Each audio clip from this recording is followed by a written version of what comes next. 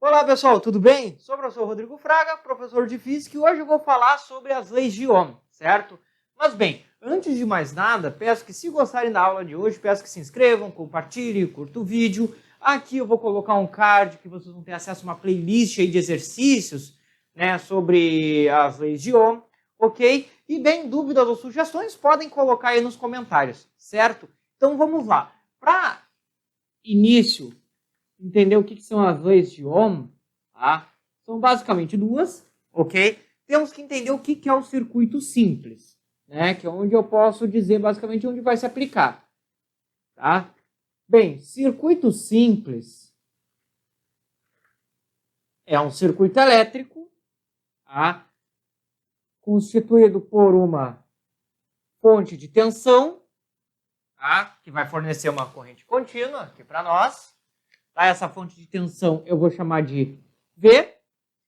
E essa fonte de tensão está ligada a um resistor que eu vou chamar de R. Tá? Bem, se tiverem dúvidas sobre o que é um circuito simples, um circuito elétrico, podem colocar nos comentários aí que daí eu faço um vídeo explicando, né, sobre ele. Bem, a fonte de tensão vai fornecer uma corrente elétrica, que eu vou chamar de I. Tá? Lembrando aí que o mais complicado dessa parte, às vezes, é até a questão das unidades. A fonte de tensão, que vai fornecer uma tensão V, ou às vezes epsilon, ou às vezes pode ser dado como U, pode ter vários desses nomes, né? Ele vai fornecer a diferença de potencial, a DDP, que é medido em volts, certo? O resistor R, que vai possuir uma resistência elétrica, vai ser medido em ohms, em homenagem ao próprio, né, criador das leis. Certo? E a corrente elétrica, temos um vídeo aí já falando sobre ela, medido em A de amperes. Certo? Então temos essas três grandezas aqui sendo trabalhados pela lei de Ohm, tá? Indicando a ideia do circuito simples. Certo? Bem, um ponto. O potencial, a fonte de tensão, é sempre representado por dois traços, um maior e um menor. O maior representando o potencial positivo. A corrente elétrica é sempre representada no sentido convencional. O que é o convencional? Sai do positivo, vai para o negativo. Certo? Então, esse aqui é o que a gente chama de sentido convencional, né? Sendo que, na verdade, o que ocorre é o movimento de elétrons pelo circuito. E elétrons são expulsos pelo positivo, né, pelo negativo. Negativo com negativo tem repulsão. E se atraem pelo positivo. Então, o sentido convencional é o contrário do sentido real. Mas, para análise de circuitos, as leis de Ohm, sempre é utilizado o sentido convencional. Mas devemos saber que existe essa pequena diferença. Certo? Bem, essa resistência pode ser qualquer tipo de dispositivo e essa fonte de tensão pode ser, por exemplo, uma bateria ou uma pilha, né? E a primeira lei de Ohm,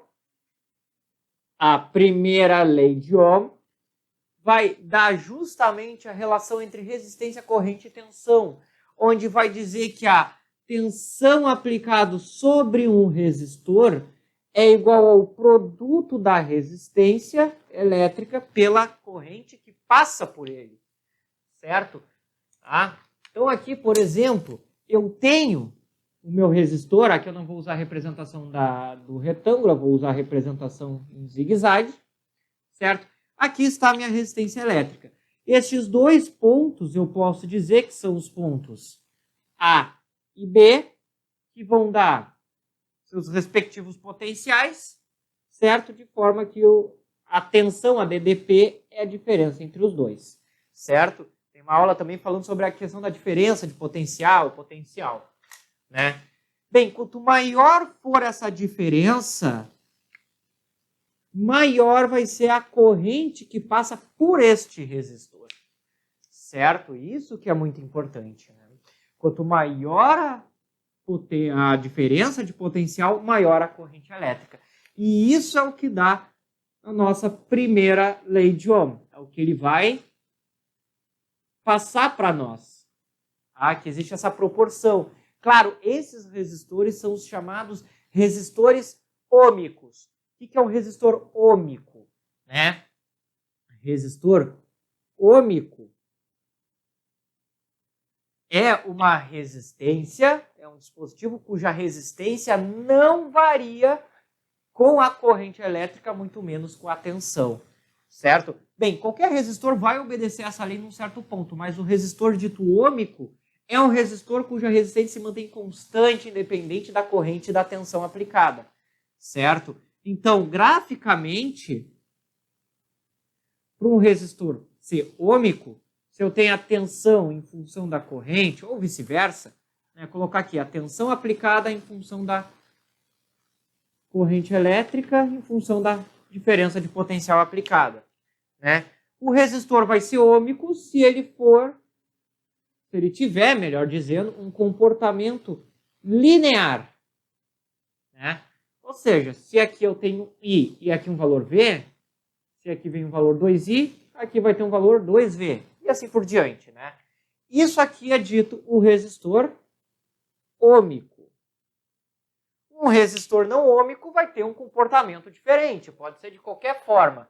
Né? Pode ser um comportamento onde a corrente reduz, né? Não aumenta linearmente.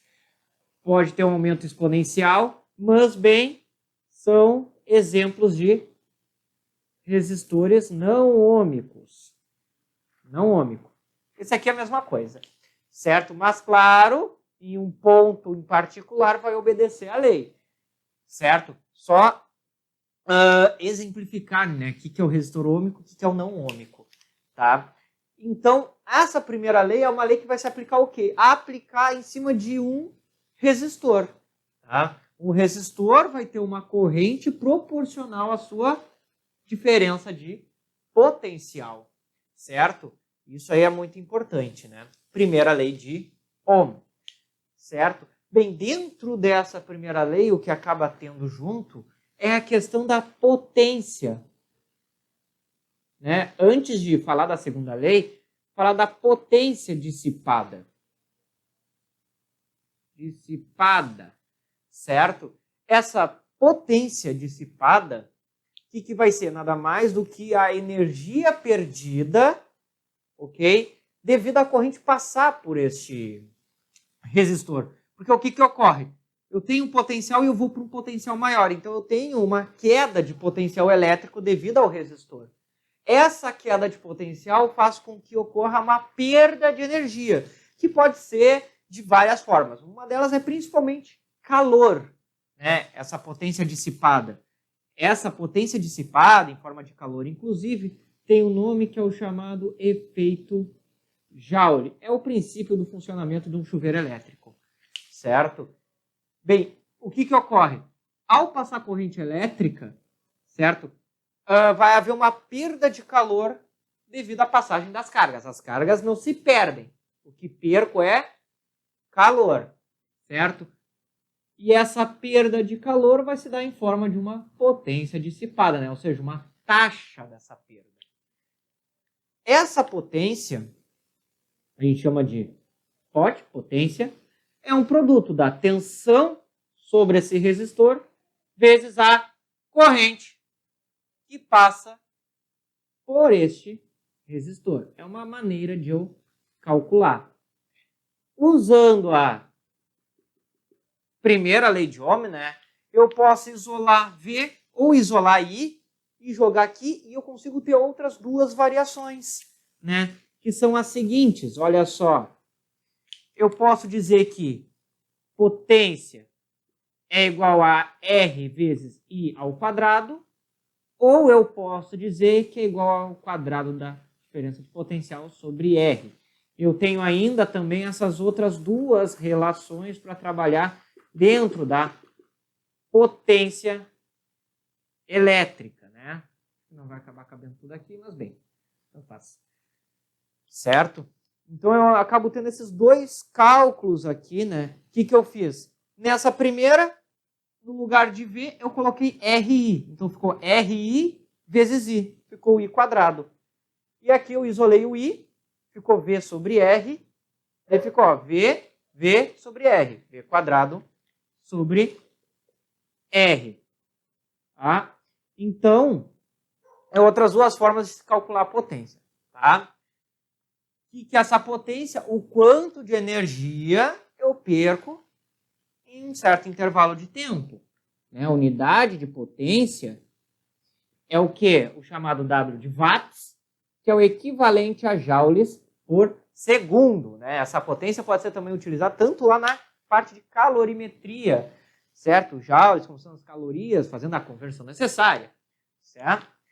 Bem, isso aqui então, pensando na primeira lei, já entrando com a ideia da potência dissipada, né? Que isso aqui é através de um chamado efeito Joule, ok?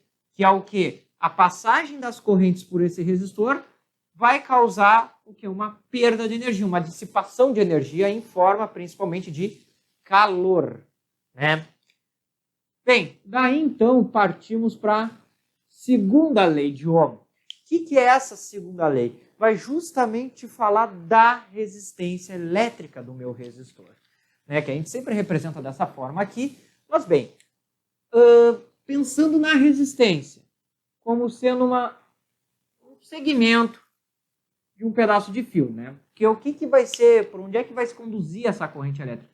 Através de um fio condutor, né? Bem, este fio condutor tem uma coisa chamada secção reta transversal. O que é essa secção reta? É basicamente a área da bitola, né? Fazer um corte perpendicular ao ponto de potencial, né? Se aqui eu tenho potencial VA, aqui vai vir um potencial VB. O corte eu faço perpendicular, né? Ou seja, tentando pegar bem na equipotencial. Então aqui eu tenho uma área A. Vamos chamar de área A. Este fio tem um certo comprimento que vamos chamar de L, né, o comprimento do fio, tá?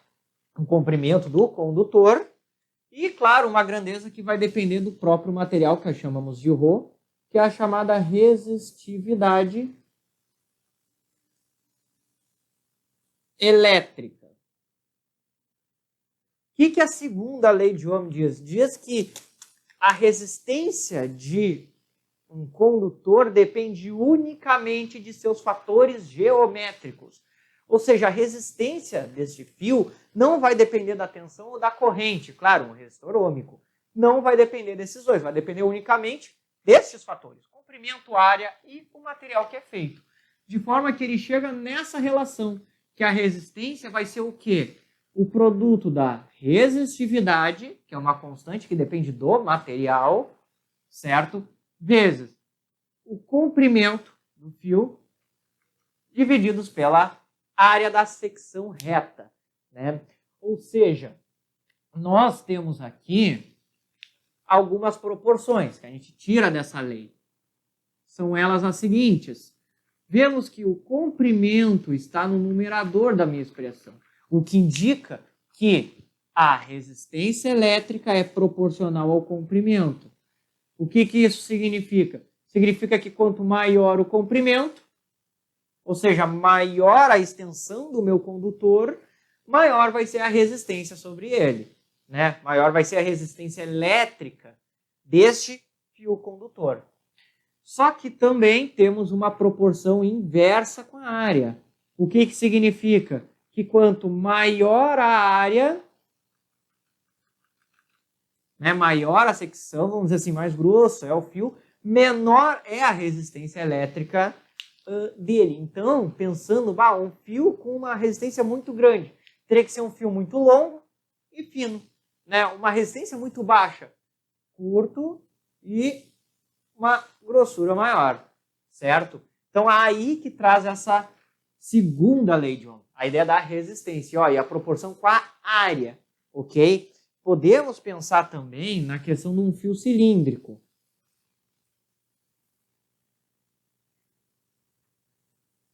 O que é a ideia do fio cilíndrico, né?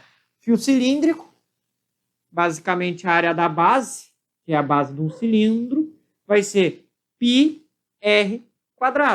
Então, a lei de Ohm ficaria o quê? Ρ L sobre πr². R quadrado. Ó, uma proporção quadrática com raio, que é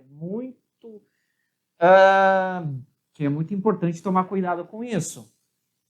Eu posso pensar no fio forma de um paralelepípedo, né? Um fio de área retangular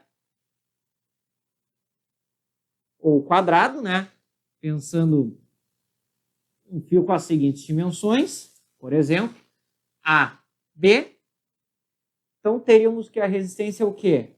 O L sobre A vezes B, né? O produto das dimensões ali, que seria a área da base, certo? Aqui a Ohm se preocupou com o quê? Com a área, independente do formato geométrico dele, tá? Mas aqui, pensando em formatos respectivos, certo? Temos ali o cilindro, temos aqui a questão do fio retangular, certo? Que daí caracteriza aí a nossa segunda lei de Ohm, né? Essa proporção. Área e comprimento, certo? Colocar aqui ao lado. Área sempre dado em metros quadrados, comprimento sempre dado em metros. E a resistividade ρ, certo? Vai ser 1 metro. Tá? Isso aqui é uma letra grega ρ, que é como se fosse uma letra P que tu faz contínuo, né? Bem, das leis de Ohm é isso, certo? Como eu falei no início do vídeo, tem uma lista de exercícios para vocês fazerem do canal aí mesmo, para acessarem ali no início, certo? E bem, se eu ajudei vocês, peço que curtam, compartilhem, se inscrevam, dúvidas ou sugestões, podem colocar aí nos comentários, certo? E bem, por hoje era isso, pessoal. Desejo a vocês bons estudos e até a próxima!